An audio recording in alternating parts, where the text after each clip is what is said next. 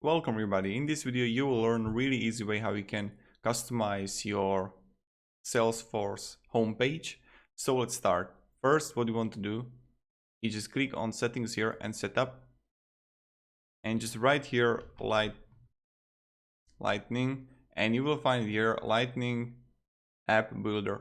Click on it, and then what you want to do is just click edit or just click new. When you click on new, you will have options create a new lightning page. You can go with the app page, home page, or record page, or email application pane, really up to you.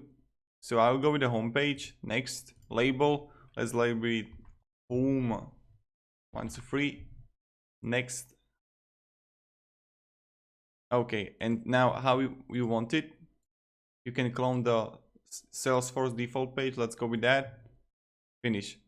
And now when you have it, you can easily set it up on what you want here. Let's say that I want to have like a dashboard, or I want to have another recent items, report chart, and then I don't know, performance. Yeah, this is the same.